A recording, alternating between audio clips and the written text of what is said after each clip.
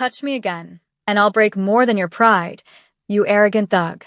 The words sliced through Lux Noir's pulsing bass like shattered glass through silk. Every phone in Seoul's most exclusive nightclub turned toward the bar where Zara Okoye stood, her Nigerian accent cutting sharp edges into Korean syllables. The strobe lights caught the fury in her dark eyes as she yanked her wrist from Ji-hoon Kim's manicured grip. Ji-hoon's Armani suit absorbed the neon purple washing across the VIP section. His jaw tightened. No one spoke to him this way. Not the heir to Seoul's shadow empire. You dare. I dare because you grabbed me like property. Zara's hands steadied against the marble bar, though her pulse hammered against her throat. Your money doesn't buy you the right to touch anyone. The music dimmed. Patrons pressed closer, devices already recording. In the corner booth, his lieutenant shifted, waiting for the signal that would end this bartender's defiance. But Ji-hoon raised one finger. Wait. Serve me. His voice dropped to velvet-wrapped steel. Or make this night interesting. Before I tell you why that decision cost me everything, subscribe to Mystic Tale by Luna. Because some stories about power and pride are too dangerous to keep buried. Zara's laugh came bitter and bright. Interesting. She grabbed the Chateau Margaux from the top shelf, the 2 million Korean wons bottle his table had ordered. You want interesting? The bottle met the edge of the bar with calculated force. Crystal exploded across Italian leather shoes, wine spreading like blood across the white marble floor. Gasps rippled through the crowd. Someone whispered, "She's dead." That's 500,000 Korean wons for the glass you just made me break. Zara stepped through the wine, glass crunching beneath her practical flats. Pay now, or security holds you while I call the real police. Not your bought ones. Ji-hoon's eyes narrowed to obsidian slits. The entire club held its breath. His hand moved to his jacket, not for a weapon, but for his wallet. He pulled out black cards, letting them fall into the wine. You'll regret this, bar girl. I already regret breathing the same air as you. The manager materialized from the shadows, his face pale as winter kimchi. Mr. Park's hands trembled as he approached. Zara, you're fired. Clear out your locker. Don't come back. She'd expected it. The moment she'd seen Ji-hoon's face, recognized him from the business headlines and whispered warnings, she'd known. But someone had to stand up to these untouchable princes who treated Seoul like their playground. Fine. She untied her apron, letting it drop into the wine. But he still pays for the glass. Ji-hoon stood, his height casting her in shadow. You have no idea what you've just started. Neither do you. The crowd parted as she walked through them, chin high despite the tremor in her knees. Behind her, she heard Ji-hoon's quiet order to his lieutenant. Make sure she understands the price of disrespect. Outside, Seoul's November wind bit through her thin uniform shirt. Her phone buzzed. Already the video was spreading. Hashtag pay the glass. Hashtag bargirl versus Mafia. Her Nigerian mother would have been proud of her backbone. Her Korean father would have called her foolish. Both would have been right. By morning, the consequences arrived in systematic waves. I'm sorry, we're not hiring. The words became a rhythm across Gangnam, Hongdae, Itaewon. Every bar, every restaurant, every cafe she built connections with over 3 years suddenly had full staff. The manager at Amber Lounge, where she'd worked weekends, couldn't meet her eyes. It's not personal, Zara, but we can't afford to anger the Kim family. Her phone buzzed. Temi, her best friend since their first bewildered days as foreigners in Seoul, saw the video. You're brave, but stupid. Can't be seen with you now. Too toxic. Stay away. The betrayal stung worse than the blacklisting. Temi had cried on her shoulder through 2 breakups, borrowed rent money, shared kimchi jjigae at 3 a.m. after brutal shifts. Now she was ghost smoke. Her scooter, the ancient Honda she'd saved for months to buy, vanished from her apartment complex. The security footage mysteriously corrupted. Her landlord knocked that evening, envelope in hand. Rents doubled. Effective immediately. That's illegal. My contract. Sue me. His eyes darted nervously. Or move out by Friday. She was calculating how many meals she could skip when the loan sharks appeared. 2 men in cheap suits standing outside her Gazawan's entrance. Miss Okoye? You owe 2 million Korean wons. I've never borrowed from you.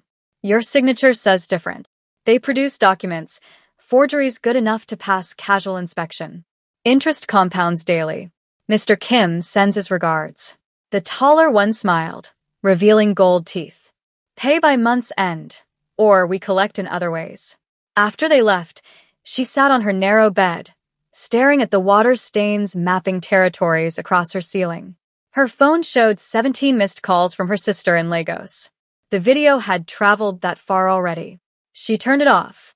3 days later, she was heating cup noodles on her illegal hot plate when engines growled outside. Through her window, she watched a white Bentley block the alley's only exit. Ji-hoon emerged, every line of his body radiating controlled violence. She met him at the building's entrance, refusing to let him corner her upstairs. Come to gloat. Come to offer mercy. His cologne invaded the narrow entry, something expensive that probably cost more than her former monthly salary. Apologize publicly. Say you were drunk, not thinking clearly. Beg my forgiveness. I was stone sober, thinking perfectly clearly, and I'd rather gargle glass than beg you for anything. His hand shot out, not to grab but to brace against the wall beside her head. She smelled whiskey and something darker on his breath. Do you know how many people I've destroyed for less disrespect than you've shown? Do you know how little I care about your fragile ego? Something flickered in his expression, surprise, perhaps, or something more dangerous. You're either very brave or very stupid, Zara Okoye. Maybe both. But I'm not afraid of you.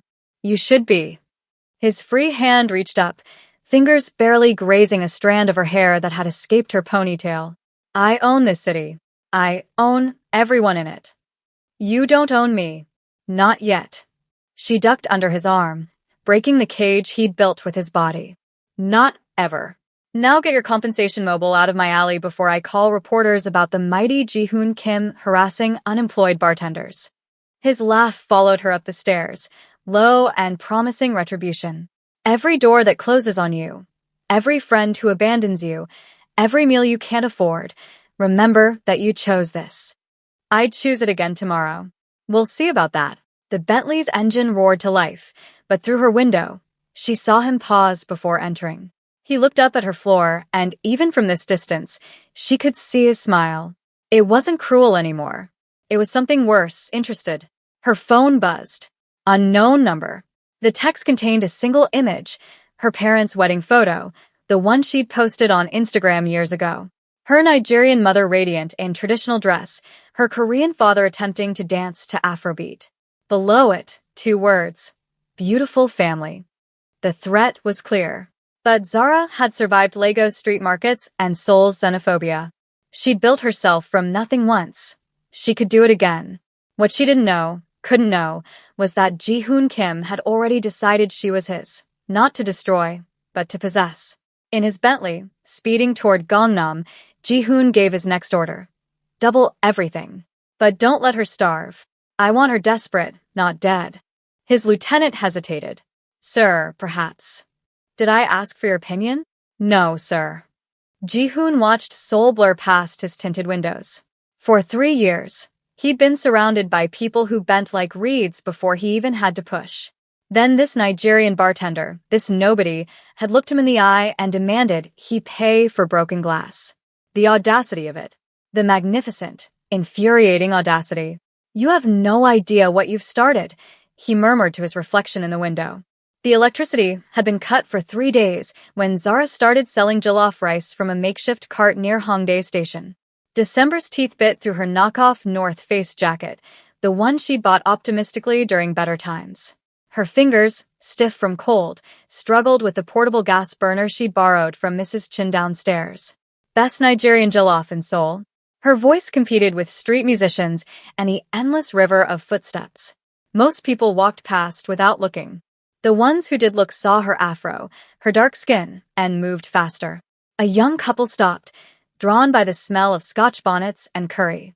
How much? 8,000 Korean wons. They exchanged glances and walked away. She'd already lowered the price twice from the 15,000 Korean wons she'd charged at food festivals when she had a reputation, a food handling permit, and hope. By noon, she'd sold 3 portions. The profit wouldn't cover the gas canister. Her stomach cramped. She hadn't eaten since yesterday's handful of expired kimbap from a convenience store dumpster. Pride had a bitter aftertaste. Zara? She turned to find Moon Soo-jin, a regular from Luxe Noir who'd always tipped generously. The woman's designer bag probably cost more than 6 months of Zara's former salary. Soo-jin. Zara forced brightness into her voice. Want to try authentic Nigerian cuisine? Soo-jin's eyes traveled from the cart to Zara's unwashed hair. I heard what happened with Ji-hoon. Then you know he deserved it. Nobody deserves Ji-hoon's attention, good or bad. Soo-jin pulled out her wallet, extracted 50,000 Korean wons. For the jollof. It's only... Keep the change. And Zara? Leave Seoul. Tonight. This is kindness, not charity. Before Zara could respond, Soo-jin disappeared into the crowd. The money felt heavy in her palm. Running meant admitting defeat. But staying meant the spray paint came out of nowhere. Red letters across her cart, her jacket, her hair. Kim's mark. 3 men in motorcycle helmets stood behind her. The one holding the paint can laughed. Ji-hoon says hello. They knocked over the pot of rice, kicked through her supplies, and vanished into the subway entrance before anyone could react. The businessman who'd been approaching her cart turned sharply away. The elderly woman selling roasted chestnuts nearby packed up immediately. Kim's mark meant untouchable. It meant plague. Zara knelt in the spilled rice, red paint dripping from her hair onto the food she'd woken at 4 a.m. to prepare. A child pointed at her. The mother pulled him away, whispering about dangerous people. If you're watching this thinking I would have done the same thing, subscribe to Mystic Tale by Luna. Because the choice she's about to make will change 3 lives forever. She salvaged what she could and wheeled the vandalized cart back to her gazawan. Mrs. Chen's door slammed shut as she passed. In her room, if 8 square meters could be called a room, she scrubbed paint from her skin until it went raw. The jacket was ruined. The cart would need repainting. Money she didn't have for damage she hadn't caused. Her phone buzzed. An unknown number, but she recognized the voice note immediately. Ji-hoon. Stubborn doesn't suit you. Neither does poverty. 1 word of apology, and this ends. She sent back her own voice note. Your threats are weaker than your character. 20 minutes later, her landlord arrived. Out. Now. I have until Friday. Not anymore. He wouldn't look at her. Kim's mark means immediate eviction. Building policy. Since when? Since 5 minutes ago, when I decided I like having unbroken kneecaps. She packed her life into 2 suitcases and a backpack. 3 years in Seoul reduced to what she could carry. The Nigerian embassy would offer emergency repatriation, but returning to Lagos meant admitting her parents had been right. She should never have chased Korean dreams with African roots. The Han River looked black at 2 a.m. She sat on a bench, suitcases beside her, watching Seoul's lights reflect like broken promises on the water. Other homeless people dotted the riverside park, but even they kept their distance. Kim's mark was visible even in darkness. You're not jumping, are you? She looked up at the speaker. An elderly security guard she recognized from Luxe Noir's neighbor building. Mr. Jung had always smiled when she'd passed his post. Not today.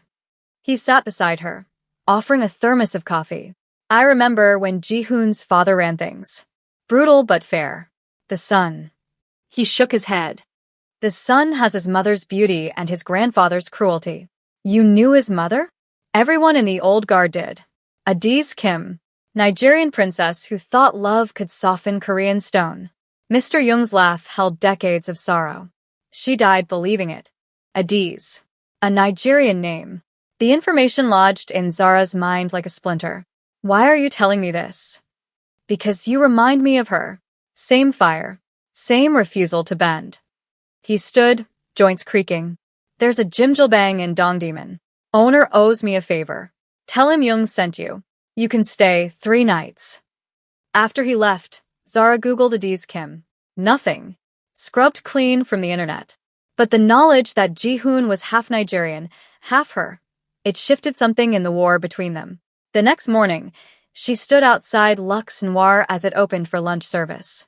The new bartender, they'd already replaced her, looked terrified when she entered. I need to speak to Ji-hoon. He's not. Yes, he is. His Bentley's outside. The manager appeared, face flushed. Zara, you can't. Tell him I'm here. He'll want to know.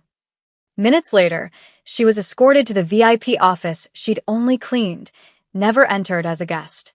Ji-hoon sat behind a glass desk, suit impeccable, expression unreadable. Come to beg. Come to make you an offer. His eyebrow rose, the first genuine emotion she'd seen from him. You have nothing to offer. I have information about your mother. The temperature in the room dropped 10 degrees. His stillness became predatory. My mother is dead. I know. Adiz Kim. Nigerian. Like me. His hand tightened on his crystal paperweight. Get out. Your obsession makes sense now. I'm not just some bartender who disrespected you.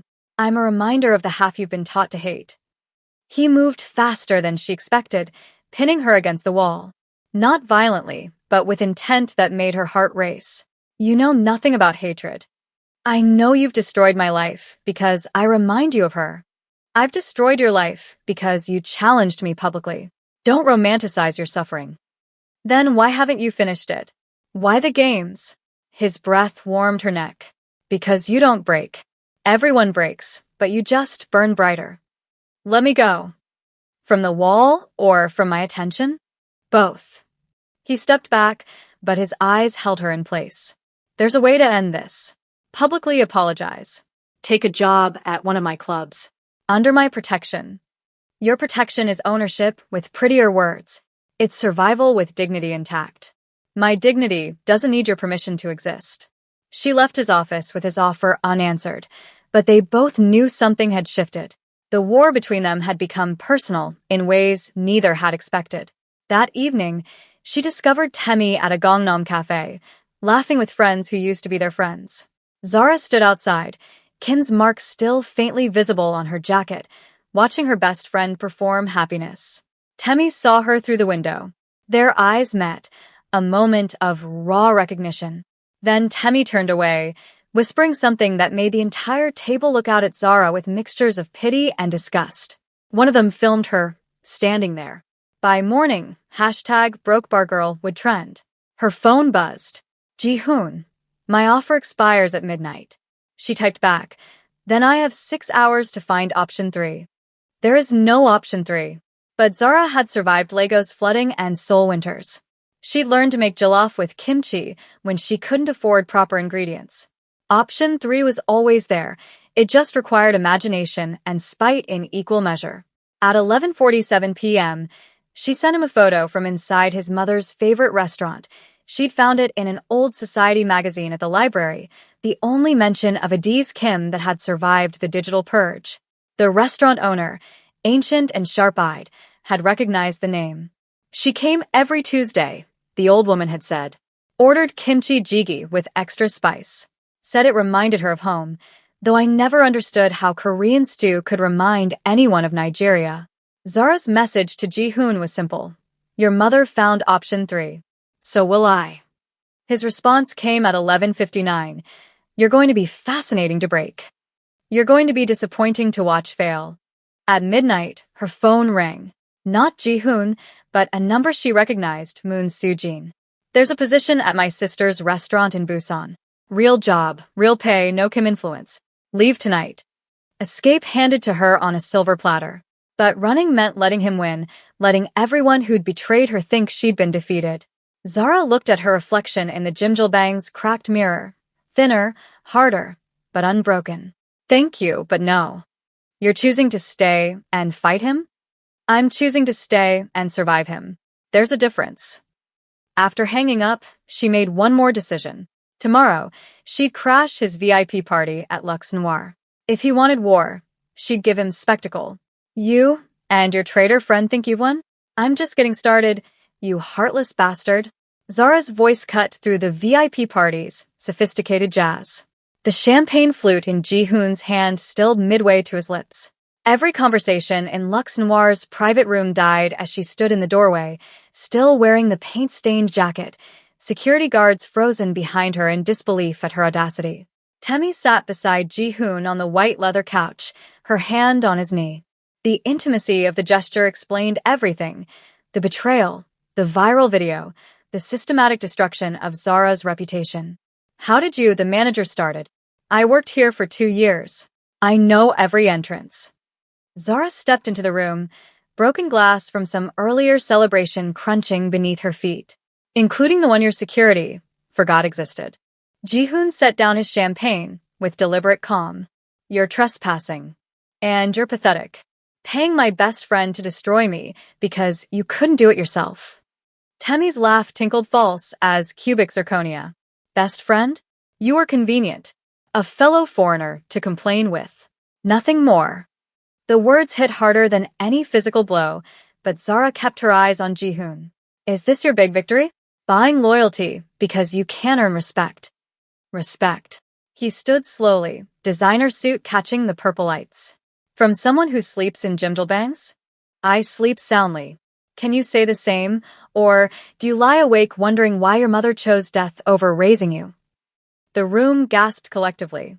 Jihoon's face went white, then red. His hand moved to grab her throat, but stopped inches away, trembling with restraint. One more word about her. What? You'll destroy my life? Already done. Kill me? Too messy for your Armani. You've got nothing left to threaten me with. I have everything. His voice dropped to sub-zero. Your parents in Lagos. Your sister's nursing school tuition. Your grandmother's medical bills. The revelation that he'd researched her family that deeply should have terrified her. Instead, it clarified everything. You're not a king. You're a child throwing tantrums because someone finally told you no. Security moved forward, but Jihoon raised his hand. Let her speak. It's her funeral oration. The only thing dying here is your reputation. She pulled out her phone, showing the live stream she'd started. 12,000 viewers watching the great Jihoon Kim threaten a homeless woman's elderly grandmother. Very gangster. Very impressive. He grabbed her phone, crushing it in his hand. Blood welled where the screen shattered against his palm. Now it's just us, he said. It's never just us. You travel with an army because you're terrified of being alone with yourself. Temmie stood, wobbling on her designer heels. Jihoon, baby, let security handle. Shut up. He didn't look at her, eyes locked on Zara. Everyone out. Sir, his lieutenant protested. Out. The room emptied like water through a drain. Even Temmie left, shooting Zara, a look of pure venom. When the door closed, silence settled between them like fog. You want to know about my mother? Jihoon walked to the window overlooking Seoul's glittering sprawl. She thought love could bridge cultures. Nigerian passion and Korean ambition. She was wrong. She was brave. She was weak. Died crying for a homeland that had forgotten her and a son who reminded her of the man who'd caged her. Zara moved closer, drawn despite herself by the pain cracking through his voice. Your father caged her? My grandfather. After father died, grandfather took control, locked her in this golden prison called Seoul High Society. She withered like a plucked flower. His reflection in the window looked haunted. The night she died, she was wearing Nigerian traditional dress. First time in 15 years. How did she? Pills. Gentle, elegant, Korean to the end, despite her skin. His bitter laugh fogged the glass. I found her, 7 years old, thinking she was sleeping. Tried to wake her for 3 hours before grandfather arrived. The image of a child shaking his mother's cold body cracked something in Zara's chest. Jihoon. Don't. He turned, walls rebuilding. Don't you dare pity me. I don't. I pity the boy you were. The man you became chose cruelty. Cruelty keeps you alive in this city. Your mother didn't believe that. And look where it got her. They stood facing each other, the space between them charged with understanding neither wanted.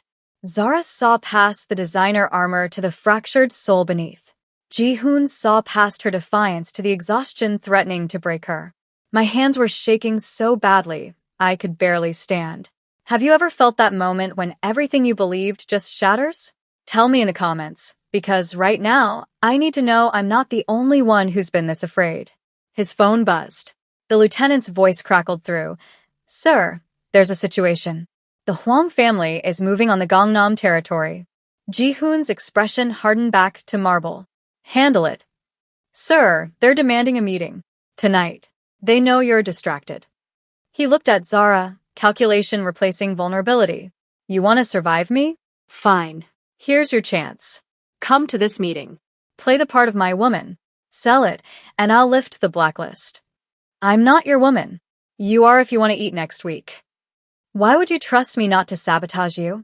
Because despite everything, you have honor. It's why you infuriate me. He moved toward the door, then paused. Decide now. Once I leave this room, the offer disappears. She thought of the Jimjilbang's hard floor, the dwindling one in her pocket, the locked doors across Seoul. Then she thought of her mother's voice. Sometimes, child, you must dance with the devil to steal his fire. I'll need clothes. I can't meet anyone looking like this. His smile held too many edges. Temmie's apartment. She has a closet full of things she bought with my money. Take whatever fits. She won't. She will, or she'll join you on the streets. He opened the door, not looking back. Car arrives in 1 hour. Don't make me regret this. After he left, Zara stood alone in the VIP room, surrounded by empty champagne bottles and abandoned luxury. She'd agreed to perform intimacy with a man who destroyed her life. But she'd also seen him bleed, first his palm on her phone, then his soul through memories of his mother. Temmie's apartment in Cheongdam was exactly what Zara expected, marble and mirrors, cold as its inhabitant's heart. Temmie opened the door already drunk, mascara streaking her cheeks. Come to gloat. Come to borrow a dress. Ji-hoon's orders. Temmie laughed, ugly and sharp. He's using you just like he uses everyone. You think you're special because you fought back? You're just entertainment. And what are you? Honest about it. Temmie gestured to her walk-in closet. Take whatever. It's all his anyway. I'm just the mannequin. Zara selected a black dress. Elegant but not trying too hard. As she changed, Temmie watched from the doorway. I was already on his payroll when we met, Temmie admitted. Paid to befriend you. Report on you. For 2 years. He's been watching you longer than you know. You smiled at him once, at that cultural festival. Didn't recognize him. Just smiled at a stranger looking lost. He became obsessed. The revelation shifted everything. Every coincidence, every lucky break that had brought her to Lux Noir, orchestrated. Why tell me now? Because you're about to enter his real world. The one where rivals put bullets in skulls over territory disputes. The one where women disappear for knowing too much. Temmie's voice dropped. Run. Tonight. Take the dress and run. I can't. Then you're already dead. You just don't know it yet.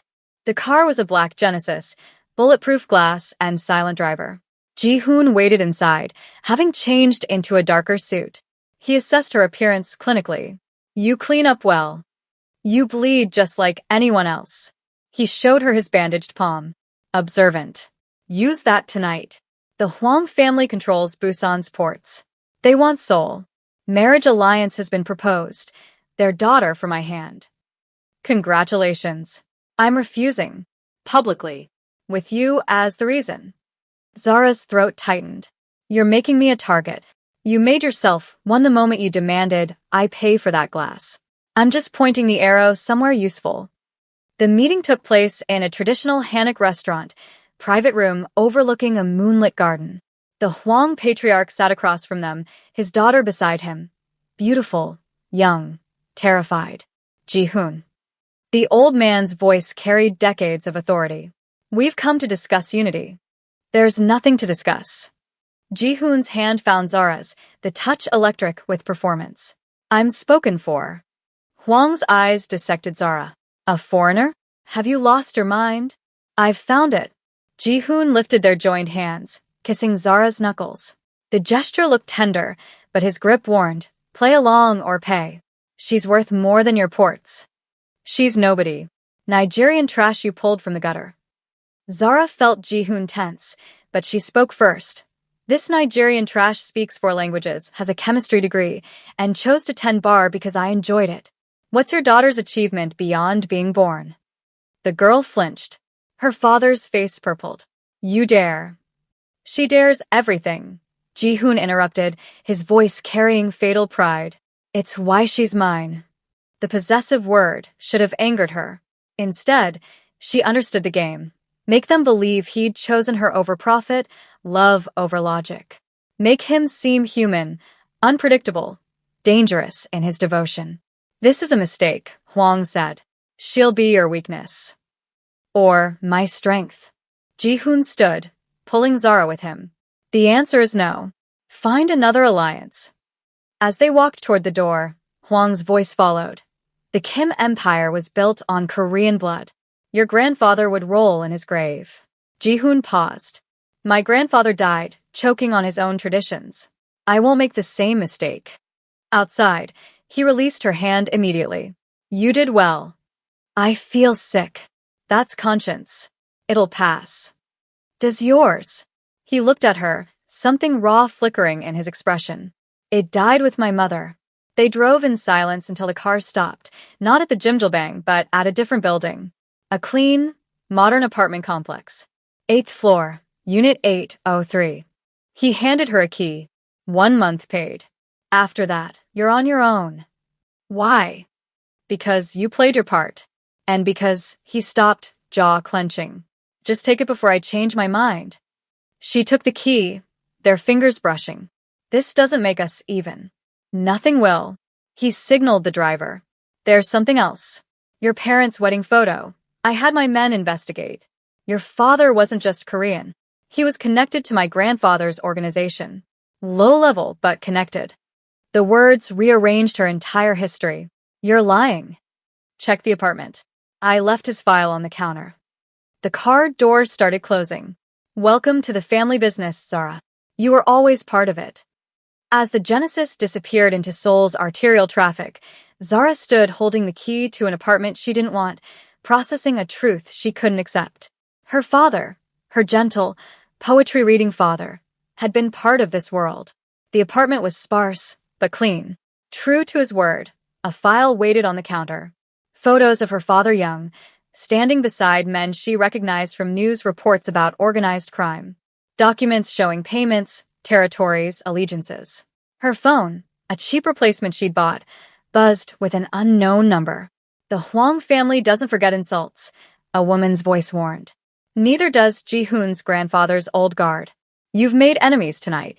Who is this? Someone who knew Adiz. Someone who knows you're now caught between two wars. Ji-hoon's with his past, and yours with everyone who wants to use you to hurt him. The line went dead. Zara looked out at Seoul's lights, understanding finally that she hadn't just stood up to a man in a bar.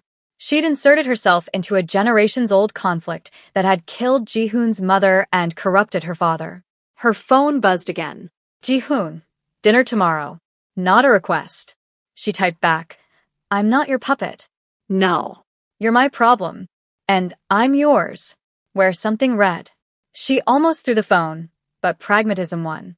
She needed information, protection, and answers about her father. Ji-hoon had all three. But the price, she was beginning to understand, might be higher than her pride.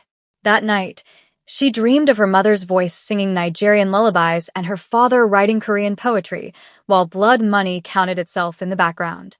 She woke to find a box outside her door. A red dress, designer label with a note.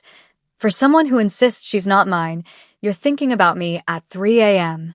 She checked her phone at exactly that time, reading his message. He'd known somehow. The surveillance, the control, the cage bars being decorated with silk, all of it reminded her that she was playing chess with someone who'd been moving pieces since before she knew the game existed. But Zara had learned chess from her father, the man who'd apparently lived 2 lives. Maybe that heredity would save her. Or maybe it would destroy her just as thoroughly as Seoul had destroyed Adiz Kim. The next morning brought 3 deliveries, groceries she hadn't ordered, a laptop she couldn't afford, and a single photo, her and Ji-hoon at the hammock, his lips against her hand, looking for all the world like lovers instead of adversaries forced into performance. Someone had already begun spreading the narrative. By noon, the photo would be across Seoul's social circuits. The foreign woman who'd tamed the untamable prince. The nobody who'd made him refuse a profitable marriage. She was no longer Zara Okoye, unemployed bartender.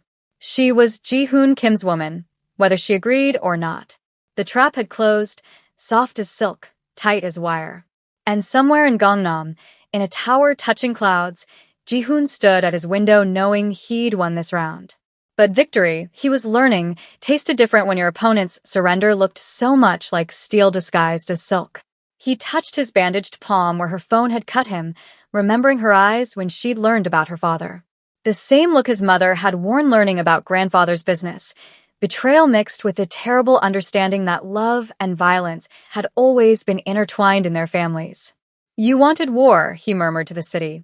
"Now we're both soldiers in it." His lieutenant knocked, entering with news. "The Huang family is mobilizing. They've put a price on the woman. Double our security on her building." "Sir, perhaps it would be wiser to. She doesn't die. Not by their hands, not by mine." Ji-hoon turned from the window.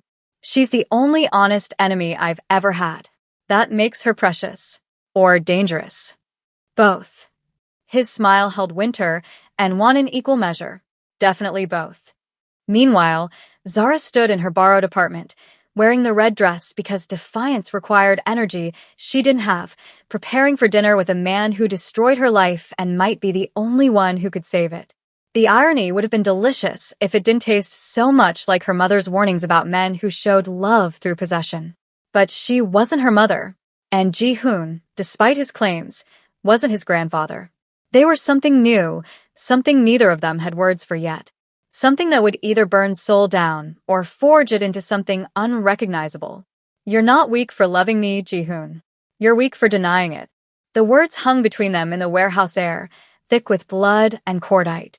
Zara pressed her palm against the gash on Ji-hoon's shoulder where the knife had gone deep, trying to stem the bleeding while 3 bodies of their kidnappers lay scattered across the concrete floor. "Love." His laugh came wet, pained. "You think this is love? I think you took a blade meant for me. I think you've been circling me like a satellite since that night at Lux Noir. I think your mother loved someone once and it destroyed her, and you're terrified of the same fate."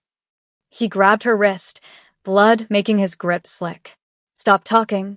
The truth hurts worse than that shoulder, doesn't it?" 6 hours earlier, she'd been reading the files he'd hidden in his penthouse safe, documents she'd found while he showered, explaining everything. Adiz Kim hadn't killed herself. She'd been murdered, poison disguised as suicide, ordered by grandfather Kim when she'd tried to leave with young Ji-hoon.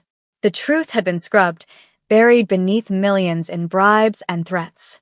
"Your grandfather killed her because she wanted to take you to Nigeria," Zara said quietly. "She wasn't weak. She was trying to save you." His face crumbled, the marble mask finally shattering completely. "How?" "The files you thought were destroyed.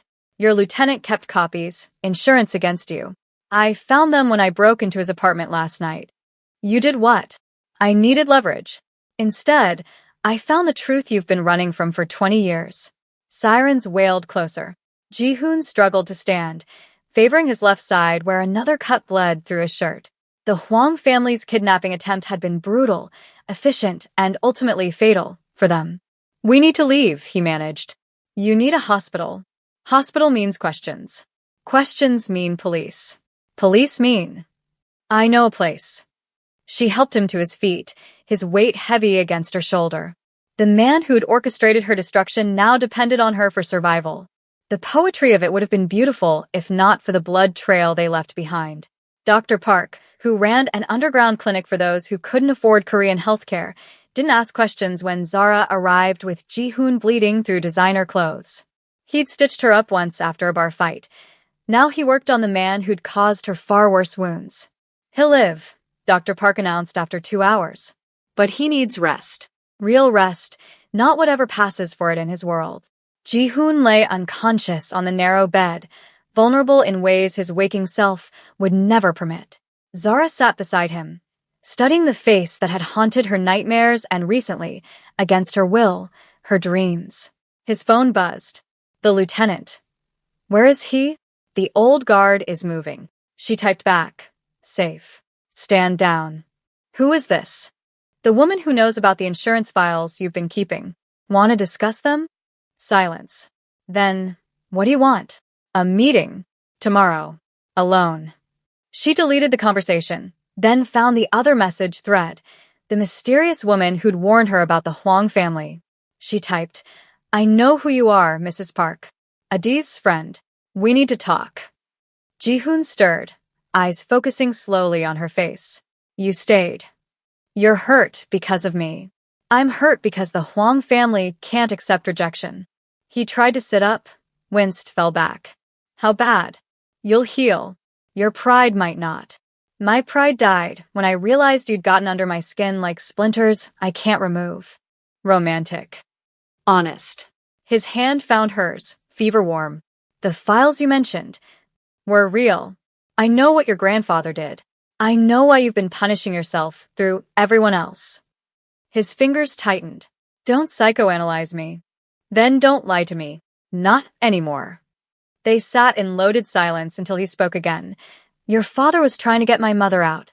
That's why he was connected to the organization. He was helping her escape. The revelation repositioned everything. But she died before they could run. Your father disappeared to Nigeria shortly after, met your mother, tried to forget. But you can't forget this world. It follows you. Is that why you've been watching me? Because our parents. I've been watching you because you smiled at me at that festival like I was human. No one had done that in years. So you destroyed my life? I tried to own you. It's the only way I knew to keep something. But you can't own fire. You just get burned." Dr. Park returned with antibiotics. "He needs somewhere safe to recover. The clinic isn't secure enough." "My apartment," Zara heard herself say. Ji-hoon's eyes widened. "The one I gave you?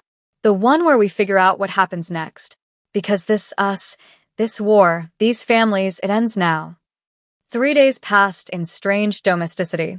Ji-hoon healing on her couch, Zara cooking Nigerian stews that filled the apartment with warmth. They didn't talk about the intimacy of her feeding him when his shoulder made lifting difficult, or how he'd traced her movements with hungry eyes. On the 4th day, Mrs. Park arrived, an elegant Korean woman in her 60s carrying a box of letters. "Adiz wrote these to your father," she told Zara. "They were planning to raise you and Ji-hoon together, away from all this violence." Ji-hoon read his mother's words, written in careful Korean mixed with Nigerian endearments. Love letters to a future that never came, plans for children who would grow up free. "She loved you," Mrs. Park told him, "more than her own life. That's why she stayed as long as she did, trying to find legal ways to take you. And my grandfather killed her for it. Your grandfather feared losing control. Of you, the empire, the bloodline. Fear makes monsters of men." After Mrs. Park left, Ji-hoon stood at the window, shoulders tense despite healing wounds. "I've become him. Everything she died trying to prevent." "You're still choosing to be him," Zara corrected. "But you could choose differently. It's not that simple.